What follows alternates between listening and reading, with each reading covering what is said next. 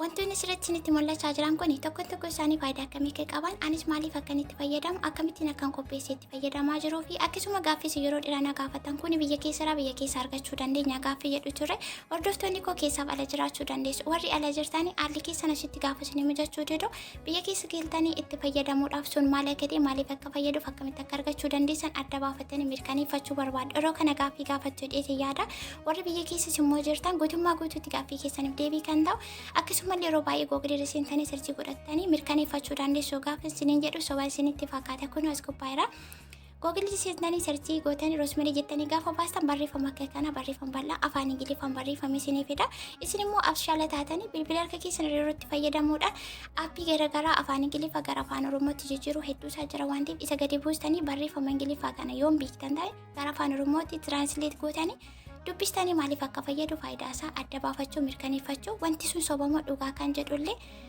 beektanii bira ga'uun isinirra jiraata jechuudha. Bakkeertanitti nagaan isiniif haa ta'u akkam jirtu nagaa keessan irra baay'ee reeffachaan jira madaamiin kun irraa siqetiin faashiin qabdu sigandii ofirraa nan bochuu maal akka ta'een beeku na jaallatitii na jibbiti I don't know kanaafuu wanti isiniin jedhu jiraate viidiyoo gad xumuraatti daawwachuu kisuun viidiyoo daqiiqaa 10 kan hin caalle baay'ee akkasiin fayyadu baay'ee akka jaallattan gaaffii keessaniif akka deebii argattan akka itti fayyadamtanii akkasumallee riizaaltii bareedaa akka argattan shakkiin qabu gara fiidichaatti yeroo deebi'u isa kana yeroo baay'ee deebii hojjedheetiin jira maaliif kana baay'ee waan na fayyaduuf irraa siquun barbaadu torbanitti isa kanaa fi kanneen biroo kan itti fayyadamu torbanitti yeroo tokko itti fayyadama bakka kana wanti walitti miksii godhee qopheessaa jiru akkuma argaa jirtanii abasuuda gurraacha oliif oilii yookaan zayituunii kokonaatii fi roosmeriidha. Haaluma argaartan kanaanii roosmarii duraan miicee qulqulleessi goseetiin jira amma kana akkuma sirra argaartanii istoofirra kan jiru distiidha distii sana keessa kokonaatii jechuudha kun kokonaatii isa furdaattiidha kanan fayyadamu kokonaatiin furdaan kun baay'ee faayidaa qaba isiniif ifa hidheetii yaadaa kun isa kanaa jechuudha isin wanta isin bira jiru rifeensi keessan kan jaallatu yookaan immoo kan isiniif ta'u wanta naannoo keessanitti argamuu fi kan deemtanii bitachuu dandeessanitti fayyadamuu dandeessu. Kan itti fayyadamu barbaadu yoo ta'e immoo isaan kana jechuudha as keessaa wanti isin jalaadhatu yookaan immoo kan isin biraan qabne yookaan bittanii bitachuu hin dandeenye isinitti mul'achuu danda'a inni kun rakkoo hin qabu wanta isin bira jiru walitti miksii gootanii itti fayyadamuu dandeessu murtii isaan akkaataa itti fayyadama keessanii fi akkasumallee rifeensi keessa wanta jaallatu adda baastanii beekuudha malee kan na bira jiru isin bira jiru dhiisuu danda'a maaliif garaa zayitiin kun akkuma argaartanii zayituuniidha zayitii isa kamidha zayitii kan nyaataan ta'a isa kamii warra jettanii zayituun yookaan oliif oiliidha kun mana madaamii keessa baay'inaan jira as gubbaa irratti viidiyoon guyyaa lamaan dura hojjedhe irratti madaamiin dheekkamtu zayitii kana warra jettanii madaamiin kan dheekkamtu jirti kan dheekkamne jirti ani kanuma mana keessaan fayyadama warri mana keessan saantifiikeeshinii kan ofiitti dhabanii sirriitti argaa abasuu duraachaa fi abasuu damooyyee keessatti akkan doqqosee argitanii jirtu isin immoo isaa mooyyeetti dokkasuu dandeessu tumuu dandeessu yookaan immoo akkasumatti gurraachuma masaa itti naquu dandeessu rakkinaan qabu ammas bakka kanatti wanti seeraan isiniif ibsuu barbaadu kan akkasiniif galuu barbaadu jiraate abashoonni gurraachi faayidaa hedduu akka qabu akkasumallee warri yeroo baay'ee mataa dhukkubbii qabdan yookaan raasmitaatii jedhamu sana anillee galata waaqayyoo raasmitaatiin qabu garuu rifeensaa fi akkasumallee rifeensi akka gurraacha'uu fi akkasumallee harri yeroo malee fi gargaaraa jechuudha harri yeroo malee rifeensa namaa keessatti baay'atu gara gurraachaatti fiduuf gargaaraa jechuudha tinaan kuni abashoonni gurraachi kun akkuma argaartan wantoonni walitti dabalee roosmarii kokonaat oilii akkasuma oliif oilii fi roosmarii abashoota gurraachaa jechuudha isinitti mul'achaa jira ilaaltanii mirkaneeffachuu dandeessu wantoota kana guutummaatti garuma isiniin jedhe sana goluma googilii sana seentanii searchii godhachuu dandeessu amma kana miidiyeem irra kaa'ee jira jechuudha maaliif danfisuuf osoo hin taane ho'isuuf yookaan immoo istiimii gochuu qofaa fi amma kana nan cufa wayita kana nan cufa maaliif ho'ee wanti sun wal fakkaatee jira waan ta'eef abashoonni gurraachi biyya keenya keessattuu baay'ee waddiidha gabaarraa gaafa binnu abashoota gurraachaaf adii gaafa hidhan adiitti caalchisaniitu namaa kennu jechuudha maaliif abashoonni gurraachi faayidaa hedduu of keessaa qaba akkasumallee shaayitti maxxanii yookaan dhugdanii yoo ta'e baay'ee faayidaa qaba ani wanti narragee waan hedduu waan tureefuun kana baruuf yaalii godhee wanti yaalii sun immoo guutummaa guutuutti galata waaqayyoo baay'ee na fayyadee jira kun akkuma argaartan Erga wantoota kana arfanii walitti danfistanii booda qodaa akkasitti naqattu. Qodaan isinitti fayyadamtan qodaa pilaastikii ta'uu baatee baay'ee gaariidha. Qodaa akkas burcuqqooteetti otoo naqattanii maaliif faayidaan isaa yookaan immoo paawuriin isaallee gadi akka hin buune pilaastikiin paawuriin isaallee gadi bu'a akkasumallee guutummaa guutuutti laastikiitti otoo naquu baattanii jedhee isin gorsaanii. Odeessa kana ammoo isaaf hinnaa jechuun keessan inni ol warri mana madaamii keessa jirtan isin qamamoonni madaamii isin yaalii godhaa fedhiin keessanaa jiraatu malee wanti isaan alaawwatti bitanii aayiskiriimii kan isaanitti wantoota garaagaraa qodaa isaanitti bitan baay'ee fayyada. Safuutanii miicitanii itti naqachuu dandeessan amma waan baay'eedha kananii wanta isaanii waa itti bitanii fayyadamanii isaan yeroo isaanis baala itti gatan hin fayyada taanaan ani miiceen ol ka'a. Wanti tokko rakkoon inni geessisu hin jiru jechuudha. Kun akkuma argaartan haala kanaatiin zayitiin koo baay'ee bareedaa ta'ee jira. Amma kana akka suuqirraa bitamu orgaanikii godhachuuf hin deemaa jira jechuudha. Ishee kana wanta nama akka salphaatti isin ilaalaa jirtan kana suuqirra gaafa bittanii qodaan ishee baay'ee xiqqishu tokko. Baay'ee xiqqishu garuu birriinsa baay'ee guddaadha. Warri bittanii beektan jirtu isanitti fayyadamaa jiru kana keessaan calala. Bishaan waan hin barbaaduuf jechuudha. Isanitti fayyadamaa jiru laayikii godhaa viidiyoo.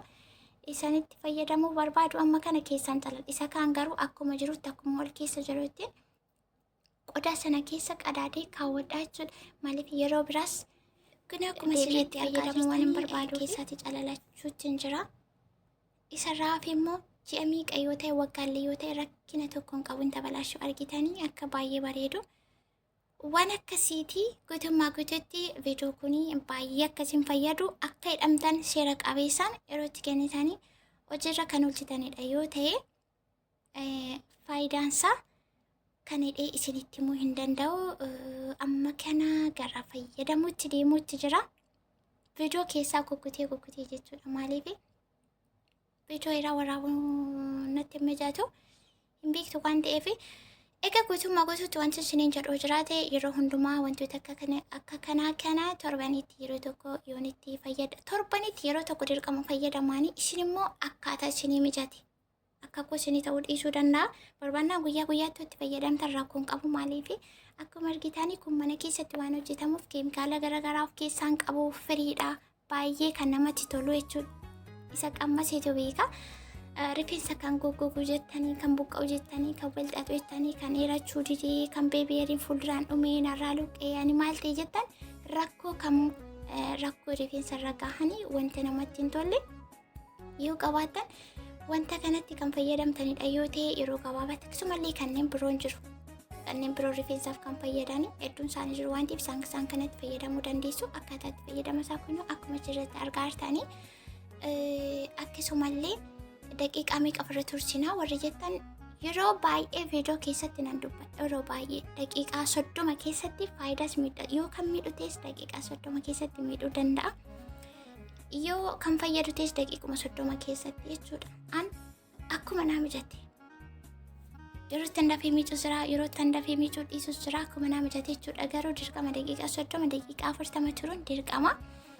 Kana fakkaataa ani wanta hojjedhe hundumaatti milkaa'ee jira. Firii gaarii naa kennee jira. Warri simmoonsis kana barbaannaa kanatti fayyadamuu barbaannaa maal nu gorsitaa maal nuuf deebistaa rakkoo keessan jira rifeensi koo akka hin taane ta'ee abdiin kutachiisee jira wanta itti fayyadamna jiru warri jettan itti fayyadama keessan osoo hin taane kan isiniif ta'uuf isiniif hin taane adda baastanii beekuu isa booda yeroo yerootti jijjiiruu dhiisuu isuma itti fayyadamaa turtanii dura isinii ta'e san itti fayyadamuun alatti inni sunis adii inni sun gurraacha inni sun bicaa inni sun diimaa waan jedheef sana funaantanii kan ofitti dibdanidha yoo ta'e keessattuu waan akka rifeensaa waan akka fuularraa waan akka gogaarraa waan akkasii baay'ee of eeggannoo yookaan immoo xinqaaqee barbaada waan ta'eef of dhaggeeffachuu qabdu.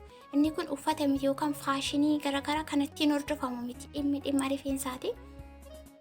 Adeemsa keessa balaa biraafuu nama saaxiluu danda'a waan ta'eef fakkeenyaaf yeroo ammaa kanatti miidiyaarraa yeroo argu monooksid kan jedhamu wayii tokkotti fayyadamaa jira uummanni baay'inaani.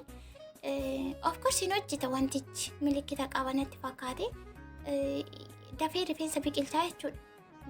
Torbani keessatti ji'a keessatti jijjiirama akkasii kennaa dhanii tokko sitti fayyadamaa jiru hinuma biqilcha garuu anis sana baay'ee tokko sodaadheen jira gatiin isaa baay'ee waddii hin beektan warri namoonni beektan jiraachuu dandeessu monooksid kan jedhamu wayii amma baay'ee miidiyaarra zoorsaa yeroo ani waan akkasii ifa manaa godhaatti fayyadamuu hin barbaadu. Hagan danda'e waan mana keessaa waan biyya keessallee biyya alaattillee argamu waan ture waan kaleessa ture kammaa kanaa miti. Yeroo ammaa kana teknooloojiin namoota baay'ee shafadaa fi namoota hedduu rakkina garaagaraa dhibee garaagaraaf saaxilaa jira.